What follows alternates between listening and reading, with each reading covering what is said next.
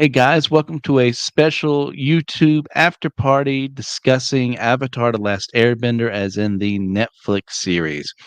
Um, the live action show that was just released. It is just me at the moment right now. I may have more people coming in. It's, you know me, Christian Ashley. I've been here for a while, but I just couldn't wait any longer. Just needed to get some stuff done on my end. So if someone shows up, they show up. If not, you may just hear my dulcet tones for the rest of this broadcast.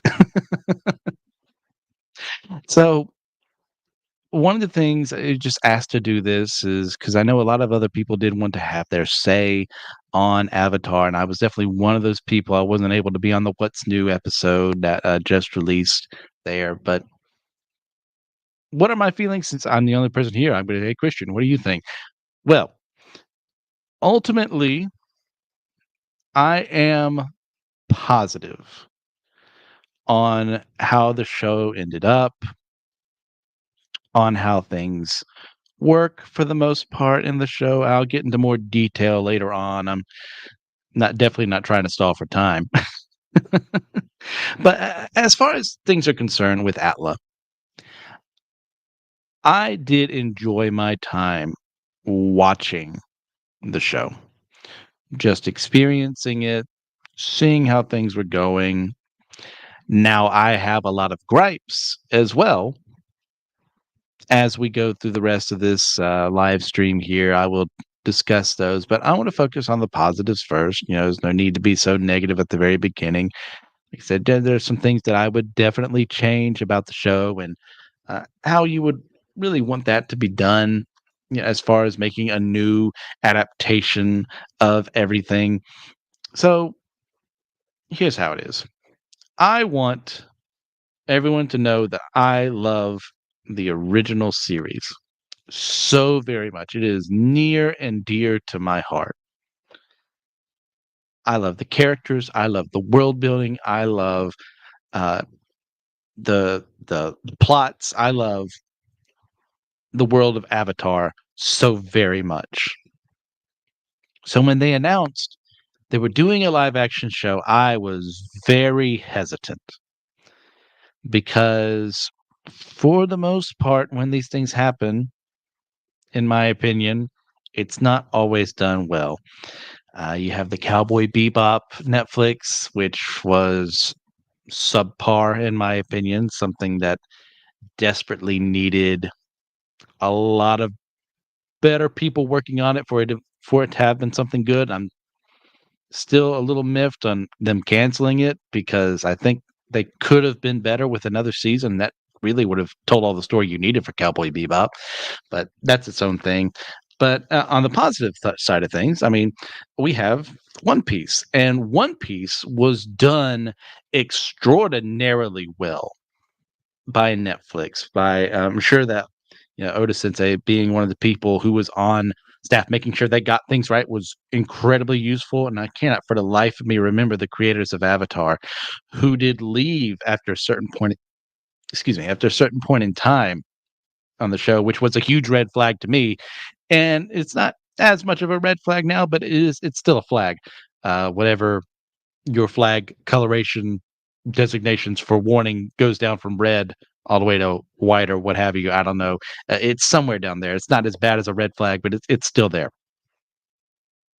But what the show accomplished is, I think, introducing Avatar to a new group of people. You know, there's some people out there who just, for whatever reason, they just don't like animation. It is not their thing. They just don't want to deal with it. It's maddening to me to think that that should be a thing as someone who does love animation, whether Western or Japanese or what have you. But there we are. So I think at the end of the day, what makes me happy is that if this is someone's introduction to Avatar and they are encouraged to watch the original cartoon as a result and end up doing it, this show has succeeded. A remake should always inspire, or a reimagining should always inspire you to look back on what came before why they are remaking it for a new modern audience at some point in time, and then going, "Okay, this original has some worth too, and there's a reason it got remade or got reimagined. It's because people really enjoyed it. It's because it has something that just hits us, that makes us want to watch it again, that makes us want to explore more of this universe, to see someone else interpret it a different way." I mean, the discussion they just had in the What's News, it is the book Dune versus the 1984 Dune versus the was it 2000 Dune versus the two Dune films that were just released very recently. It's like if that has encouraged someone to go back and look at something else that has been made before, I'm all for it. It's a lot better when it's done well. Now for Avatar, I think there's some things that they nail in this show. Like as far as casting goes, I didn't know most of these actors and actresses, but you can't really think of a single person that I'm big on that would be like, "No, they should not be playing that character."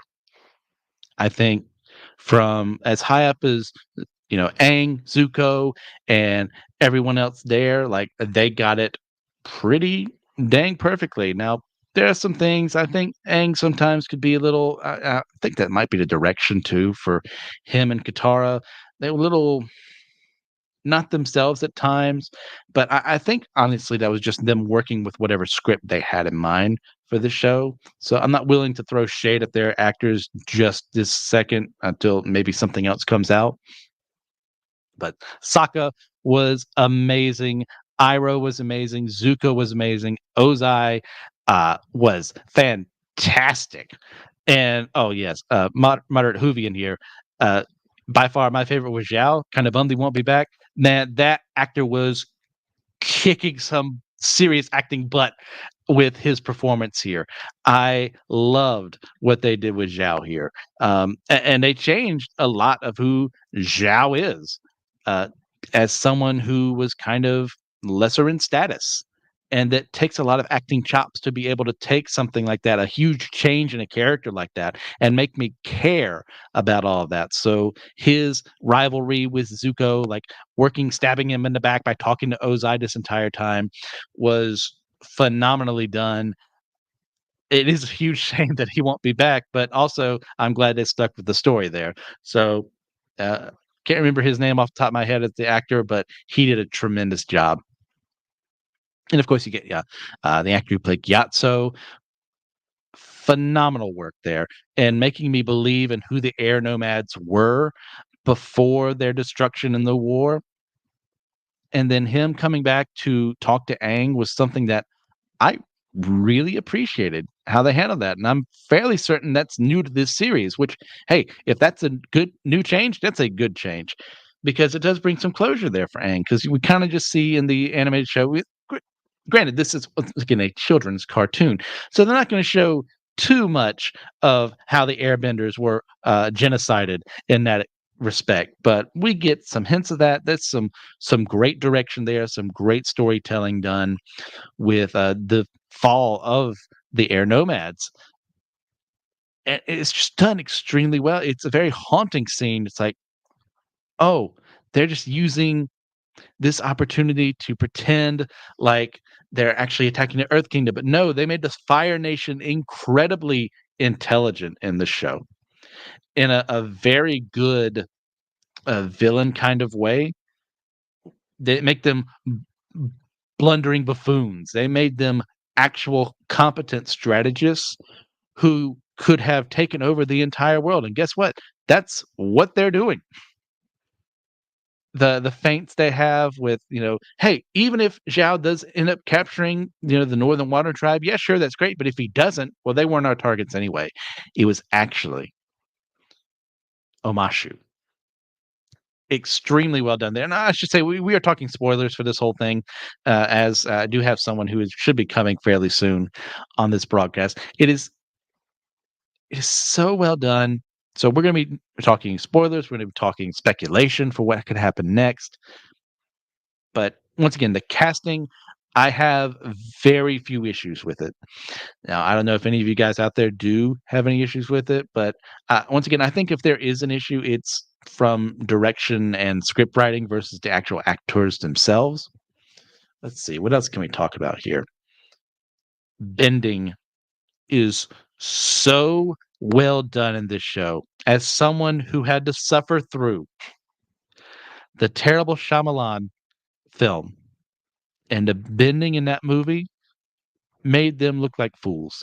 The bending in this show is so tremendously well done and well choreographed, and we don't get the infamous what is it, the earth pebble or whatever it is that goodness gracious, that appears in the M. Night Shyamalan movie where it's like 6 or so earthbenders all like making these grandiose movements, and then there's one boulder that just kind of like casually goes forward and attacks someone. Like, no, we get firebending, we get airbending, we get some waterbending, earthbending in here that makes this show look phenomenal, makes it look like a real, actual thing that could exist in this universe. You make this idea of bending, you make this idea of, hey, the people of this world, some of them have access to these powers.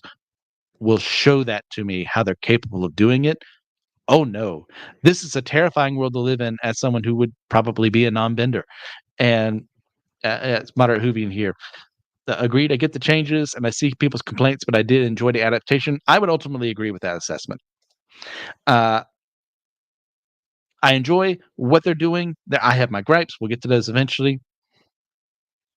But for the scale of what they're doing here, for the magnitude of what the show represents, I think they did a good enough job to where I do want to see a season 2 and 3. Which, by the way, I don't know if you guys heard on the What's New episode, but they have announced today that seasons 2 and 3 will be have been renewed. Excuse me, the show itself has been renewed, so we are for sure getting those done, which means we're going to see Toph, baby. And I want to see Toph well done. I want to see Toph showing everyone else why she's the best character in Avatar. I will accept no substitutes. This is just great. And there he is. Joshua Knoll. How you doing, Josh? Is it just you? What?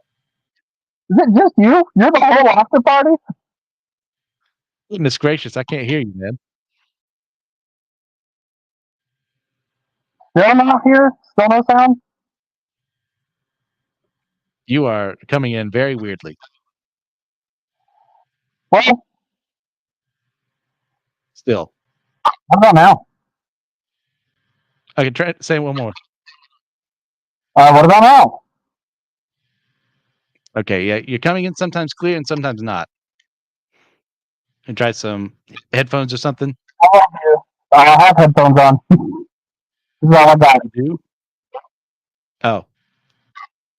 Well, Yeah, sorry, sorry. dude. I tried. Yeah. See you, Joshua. Love you. Love you.